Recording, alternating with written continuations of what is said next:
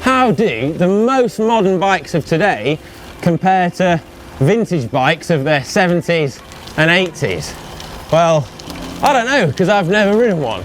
We've teamed up with Leroyca Britannia to come to the stunning Peak District to find out. So what I'm going to do is firstly ride a modern bike, this Civello R5 with all the bells and whistles. It's got electronic gears and hydraulic brakes, and then I'm going to ride some of the same roads but on a vintage bike, a pre-1987 machine, to see how it stacks up in all areas. The routes that we're riding are based on the roads that are used in the Leroyca Britannia events, and there's a mixture of rolling tarmac like this in the beautiful Peak District, but also gravel sections. So it's a really good all-round test, and there's lots of short, sharp hills and descents as well. So it's a really good test of all aspects of a bike, really, in terms of, you know, you're going to be braking a lot, but also the handling and the weight of the bike is also really significant. And a lot of the roads, like this bit here, is quite bumpy. It's really going to highlight if the bike is uncomfortable as well. So I'm really interested to see. So for our modern bike, we've got this, which is a Civello R5 Disc, and it pretty much represents the most cutting edge in road bike design available on the market at the moment.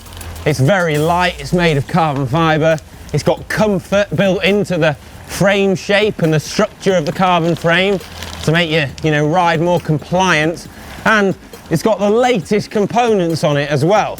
It's got, you know, SRAM E-tap electronic gears for really amazing quality shifting without wires, and it also has the latest hydraulic disc brakes. Now, when you think about it, all those technical evolutions are massive, massive steps above what was available in the 70s and 80s. And also just things like the wheels. I mean, we've got these deep section wheels that supposedly make the bike more aerodynamic as well. So overall, it's supposed to be better in every single way, but what do they compare like when you ride them both back to back? So this is the vintage bike that I'm going to ride to compare to a modern bike. So it is a 1981 Longstaff, built by legendary Stoke frame builders Longstaff. This is a full steel lugged construction bike, and it's got all the old retro style features that you'd associate. So no STI shifters, we've got down tube shifters. It's quite unusual though, because it doesn't have standard caliper brakes. It's got cantilever brakes, but these are some of the first cantilever brakes ever devised and ever put on a bike. So in terms of gears as well, we're shifting them here, and these are frictionless. So there's no click when you change gear. You just have to sort of adjust it and work out where the gear is. In terms of a ratio, we've got a 53-39 standard on the front, and then at the back, I've got just 6 cogs compared to the 11 that I had on the modern bike. So I've got just 6, and I think these are a 12 going through to a, what is that, like a 25? The components are mainly Campagnolo, which are the brake levers, the shifters, the front mech and the chain set. But the rear mech, and this is pretty cool, is a Suntour Cyclone rear mech, which are sort of, they don't really make components now as far as I'm aware, but back in the day, they were quite a well-established manufacturer of group set components. Saddle is one that I'm sure will be familiar to many people watching the video. It's a San Marco Rolls, and they still make these saddles to this day, so you can still get these. Got some nice cool gold bar tape. I mean, what's not to like about that? And we've got obviously the classic quill stem going on here, so you don't have the sort of ease of adjustment of a modern day steerer tube and stem setup. Let's pick it up. I want to feel the weight. It weighs a ton. Oh man, that is a lot heavier. I mean, we're talking about 12, 13 kilos. So I'm reliably informed that the last person to ride this bike before me was Martin Fry from ABC fame. Which is really cool. So I don't know if any of you are fans of Martin Fry, and maybe you've heard Shoot That Poison Arrow, but he rode this bike last. And then, before he rode it, I'm told that Chris Boardman rode it at Leroyca, Britannia. I really like the engineering that's gone into this, like just the welds and everything. It's all just so nicely made, and it's something really charming about the fact that it's been lovingly crafted by hand by some guy in a workshop. I'm just going to be doing sort of my best Eddie Merckx, Alf Engers impression. I don't know how I'm going to get on with this. I've never used gears on a down tube before. I remember my dad having a bike with down tube shifters on it, but I never had one. It's going to mean you have to think about gear selection a lot sooner, I think, before you actually hit like a steep climb. Tell you what, today we don't know we're born, do we? Don't know we're born. That's what my dad would say. You know, Oliver, you don't know you're born. Yeah, all right, Dad, yeah, all right.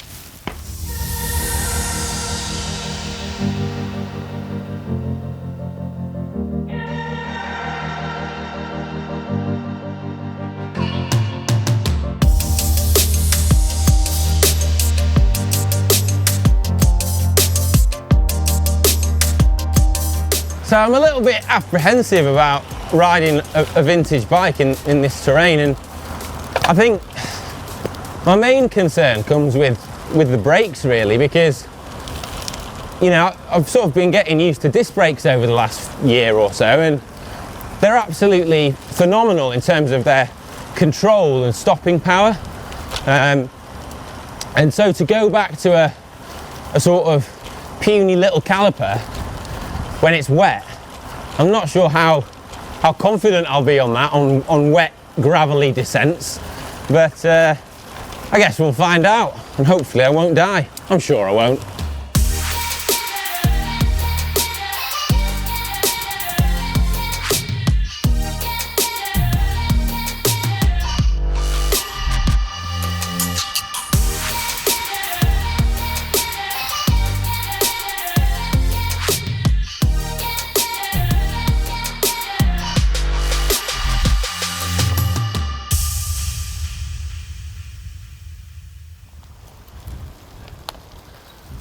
Managed to change gear.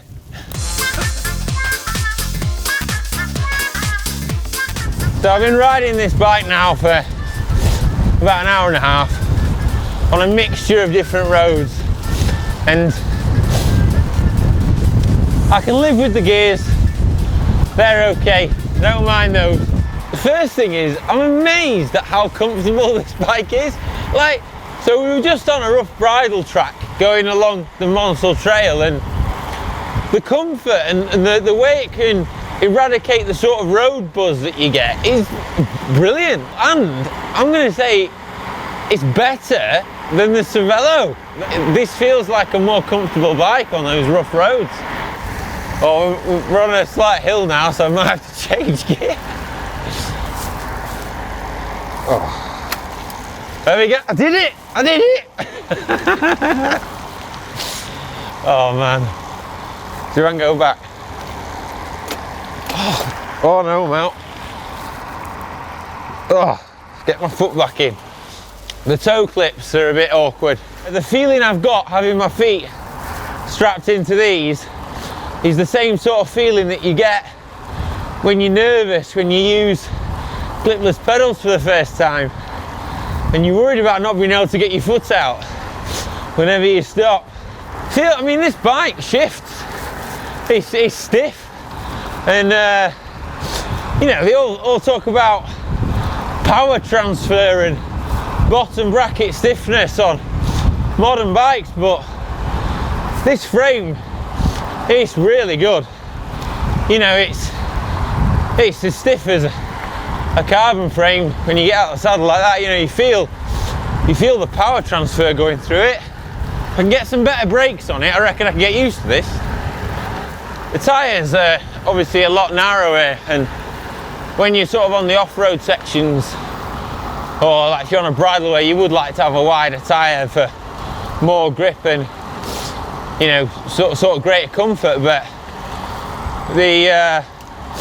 despite the fact that it's only got 23s on it, at the moment, you know, the comfort is surprisingly good. You know, I think it's further testament to the frame, how good the frame is, that you're still getting good levels of comfort, even though I'm using 23 tyres on this compared to 28s, which I had on the Civello. I can't imagine riding up something like Winner's Pass on this with this gearing. You'd have to be pretty hard. I'd be churning away because, you know, I've got used to having 36 or 28, or usually at least a 28 on the back. But, you know, this bike's from a different age, when men were men. The shape of old style bars is completely different to modern style ones, and it's a lot more round on the top section. Generally encourages you to spend more time in the drops, and you can ride on the hoods, but feels more comfortable in the drops, to be honest. And the ergonomics of the hoods is not as good as on modern day shifters.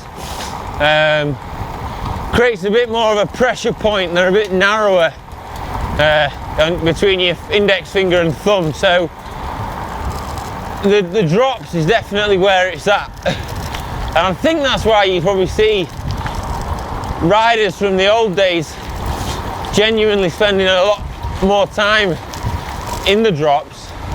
I think that the geometry of the bikes is more conducive to being in the drops as well. But I like it, and I like the bars. They're actually pretty narrow, so these are 40cm handlebars, and that's actually what I normally ride on the road normally, but I like it. These big cables make me laugh. All cables are hidden on modern road bikes, which creates a nice look. So these old cables sticking out the top, hang your washing off them.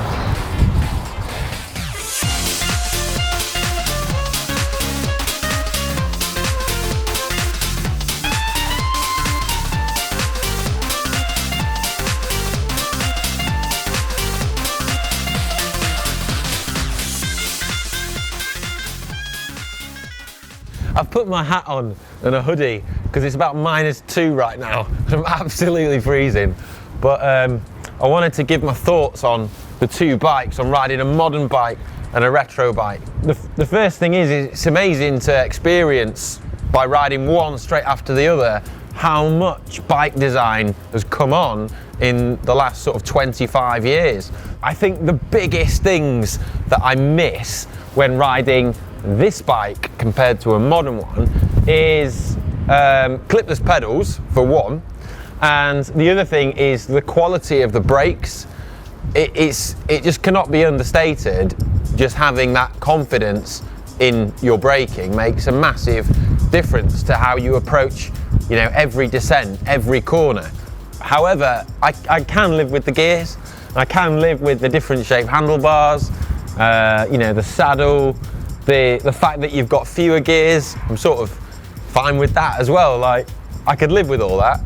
I think it's a testament to the design of old bikes that we still see a lot of them now, and still with original components on, and they still work and function as well as they did when they were first made.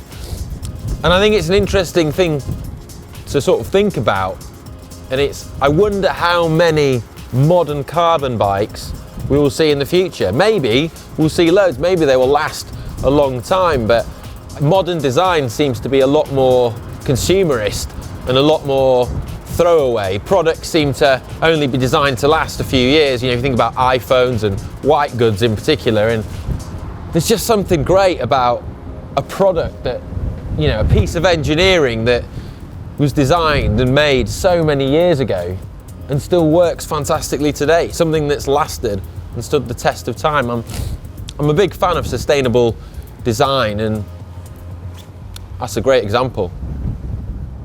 So I should say thanks to Leroyca Britannia and also the Vintage Bike Shed for lending us this bike and sort of having us along, because it's great fun to ride one of these things, and I totally get the appeal of it. It's it wouldn't be fair to say that this is better than that or that's better than this. They're different, and cycling's all the better for it that you can ride both. And I totally get the appeal of riding a bike like this. It's like driving a classic car. You know, a classic, a 1960s classic car is not gonna be as fast round a track as a Bugatti Veyron, but that's not the point, is it? If I was doing a crit race tomorrow or a road race and I had a choice between a bike like this and a bike like that, I mean, I'd go with the modern bike every time. Things like the deeper wheels and the aerodynamic touches on the frame and the fact that it's so much lighter, it's a performance improvement, and the race is going to be hard. I don't want to make it any harder. Cycling shouldn't always be about racing. It shouldn't always be about performance. It shouldn't always be about numbers and Strava. And that's the other thing, like riding a bike like this makes you remember that. It makes you remember why you ride a bike in the first place, that it's supposed to be fun. I want another go now, but hopefully on a warmer day, not -2 like it is now. It's even starting to snow. But hopefully you've liked this video and you found it interesting and useful. So if you have, then why not subscribe to the Cycling Weekly YouTube channel, but also like the video and maybe share it with your friends. But if you'd like to have a go at riding one of these bikes, then one of the best places to do it is the La Roica Britannia, which takes place in June in the Peak District. So we'll put a link in the description below, and you can check that out, and also to Vintage Bike Shed as well. So cool, and see you next time, hopefully in warmer circumstances. Can you hear me okay? Yeah. Oh wait till I get on a safer bit. This is sketch. Trying to get my foot in. There we go. Oh, it's difficult. I feel like Marco Pantani.